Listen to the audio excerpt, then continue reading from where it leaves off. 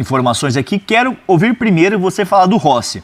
Porque foi muito falado nos últimos dias que o Beşiktaş ia fazer uma oferta, que ele poderia sair para o futebol turco no meio do ano, mas a sua informação é que o River Plate está querendo o Rossi, goleiro do Flamengo, é isso? Está traçando aqui uma ordem cronológica e como temos tempo, né? O programa, a nossa live tem 1h30, depois entra o Hernan, entra o Pedro Ivo, muita coisa de seleção. Não custa lembrar que o Beşiktaş fez uma oferta em janeiro e ela não foi suficiente, não foi satisfatória, o Flamengo recusou. Nos últimos dias, enfim, o Beşiktaş voltou a demonstrar interesse, isso foi difundido em vários veículos de comunicação na Turquia e no Brasil. A minha informação é que, por enquanto, não existiu uma segunda oferta, existiu sim esse anúncio do novo interesse, essa abordagem, essa vontade do Beşiktaş de contratar ou tentar a contratação de novo, ela é verdadeira, é credível, mas por enquanto sem oferta. E o que eu descobri pela manhã é que o Beşiktaş não está sozinho. O River Plate tem interesse, já demonstrou esse interesse, busca um goleiro experiente se perder o atual titular, o jovem Santiago Beltrán. Então a questão aqui é essa: o Rossi jamais seria contratado se o Beltrán continuar ou se o Beltrán mantiver-se ali no elenco principal do River Plate. Então o River Plate trabalha com a possibilidade de perder o Beltrán, vendido, valorizado.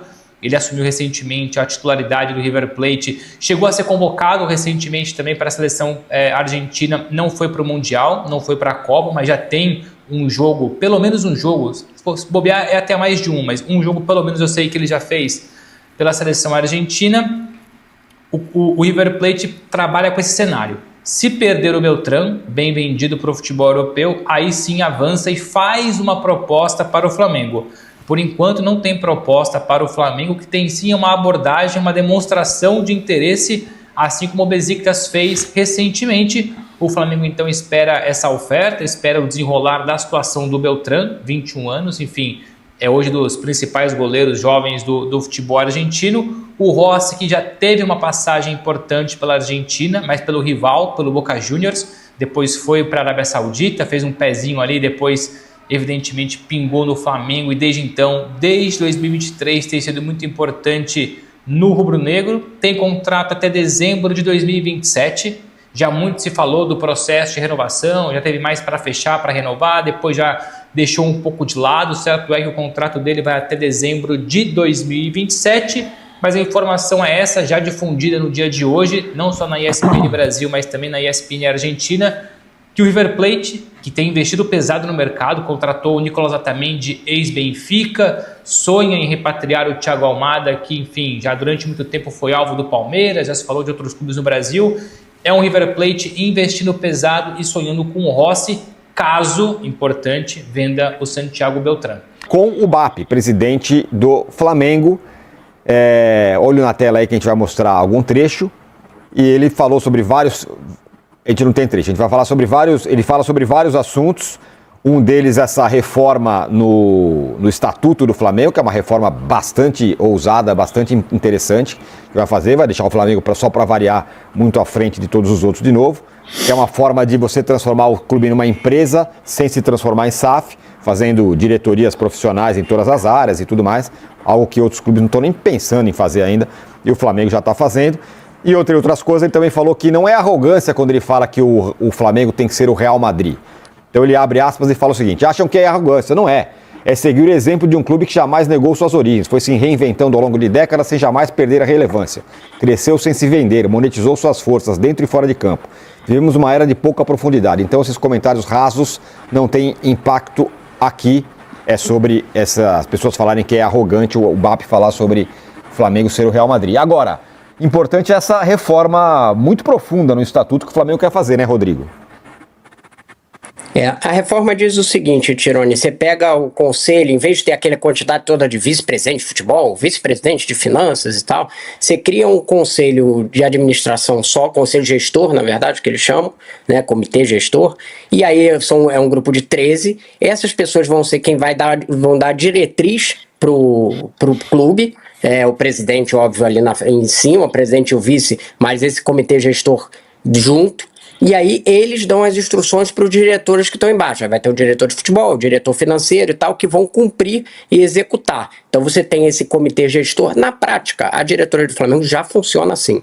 Ela tem os vice-presidentes, porque estavam no estatuto, mas quando foi montada a diretoria do BAP, já foi feita de uma forma que eles discutem entre de 12 e 13, estabelecem o que tem que ser feito e os diretores é que cumprem. E aí, teoricamente, essas pessoas todas no comitê gestor não podem, com exceção do presidente, e não podem participar ali. Eles não ficam no dia a dia negociando jogador nem nada. Dá orientação lá e quem vai fazer é o diretor. Na parte do futebol, especificamente, aí sim o presidente tem maior conexão ali com o diretor de futebol, despacha diretamente para ver orçamento, enfim, mas a ideia do funcionamento é esse, para você ter uma coisa, tirar a influência, vai ter influência política na diretriz de como você toca o clube, mas não no dia a dia. Não vai ser o cara que, não vai ser aquele vice-presidente de futebol, né, chega e fala assim, ele está discordando do diretor de futebol e tal, não é isso. Ele vai dar uma orientação geral,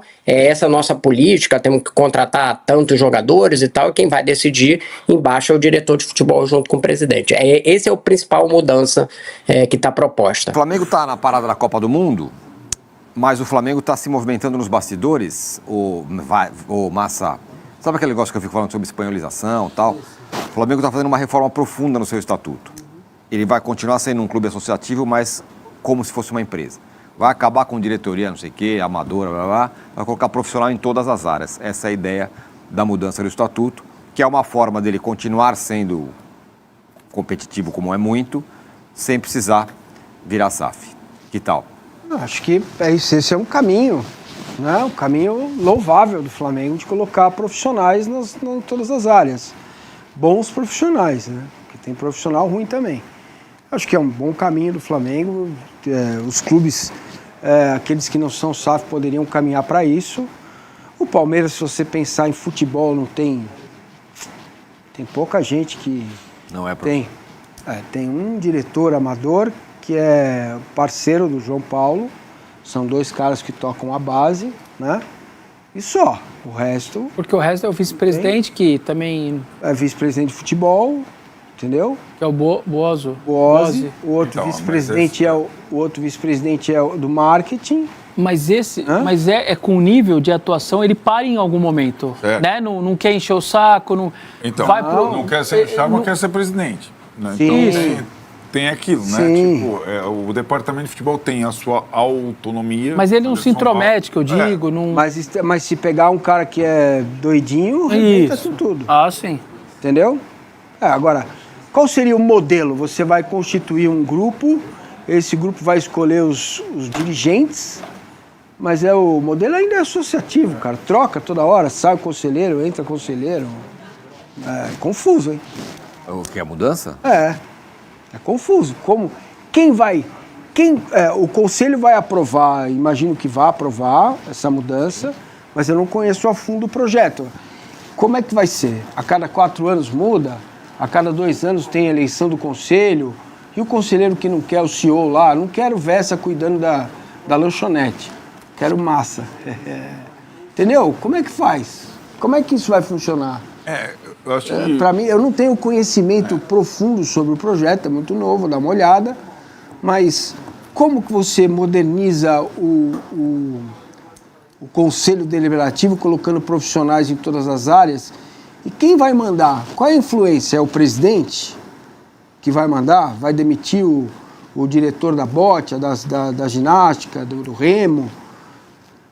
Mas o que você ia falar, não? Não, o que me parece é um modelo para o futebol, né? Quase uma separação do futebol Isso. do resto, né? Mais ou menos o que a gente fala, sem a transformação em SAF. No mesmo dia, né? Essa entrevista foi dada do BAP para o Mauro César Pereira, nosso companheiro, no mesmo dia em que o Botafogo toma seu sexto transfer.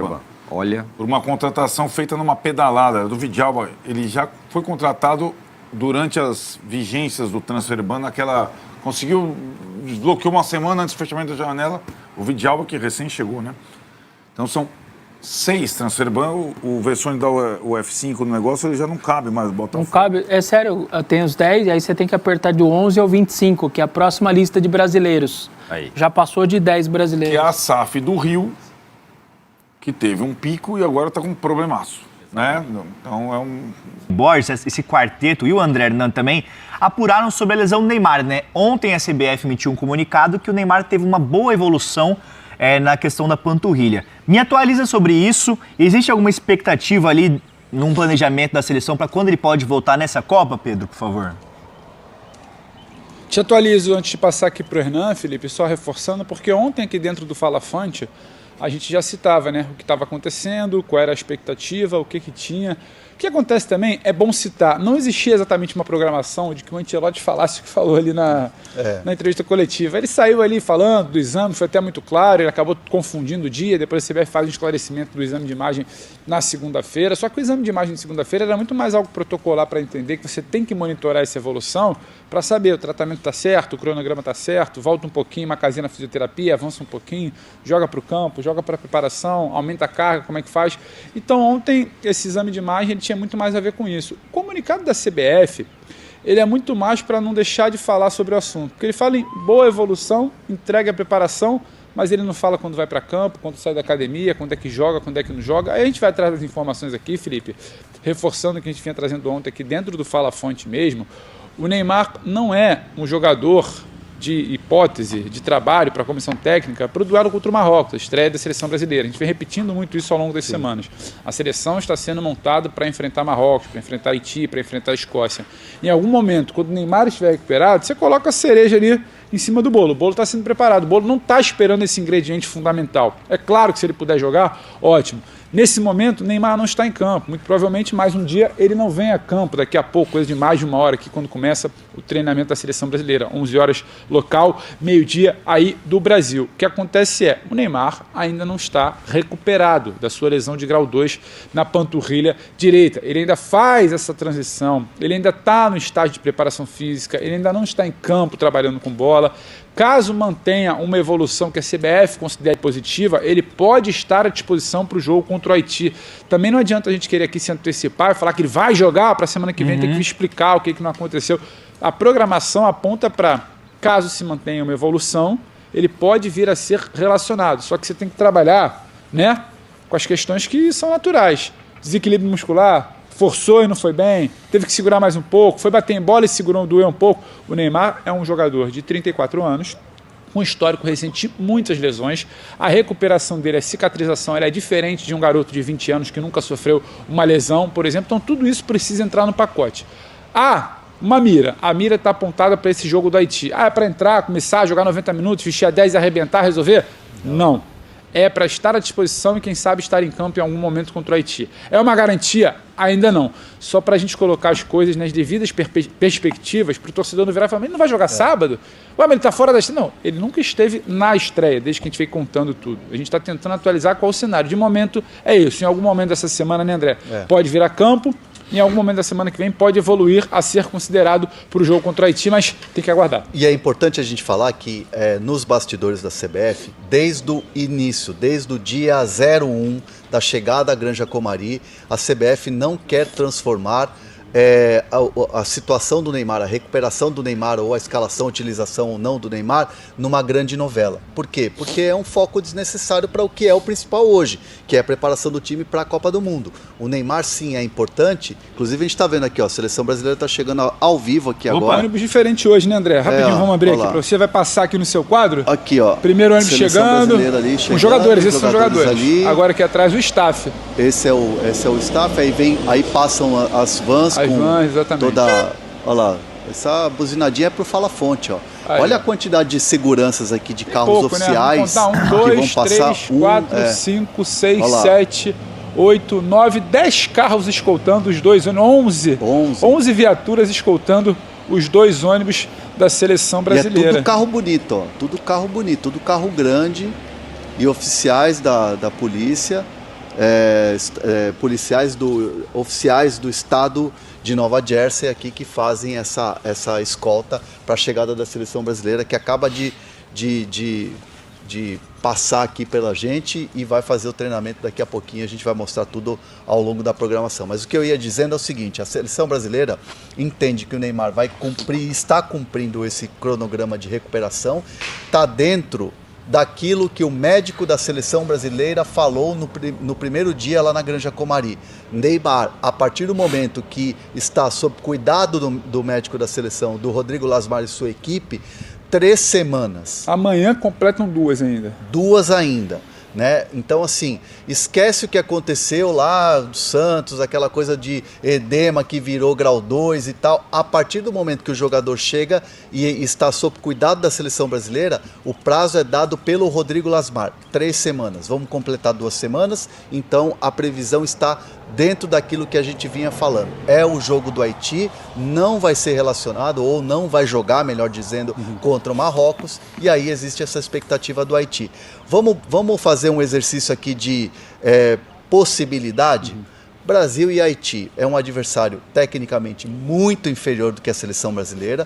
Neymar no banco de reservas, 3-0 no primeiro, 15 do segundo tempo, Neymar entra, ganha ritmo, participa do jogo, obviamente o torcedor vai ficar feliz, Copa, né? Sente o ambiente de Copa, e aí sim, esse seria o cenário cereja do bolo, que o Pedro Ivo falou muito bem, cereja do bolo, e não o Neymar como aquele jogador que, olha, sem ele o Brasil não vai para frente na Copa. Não é assim que Neymar está sendo tratado por aqui.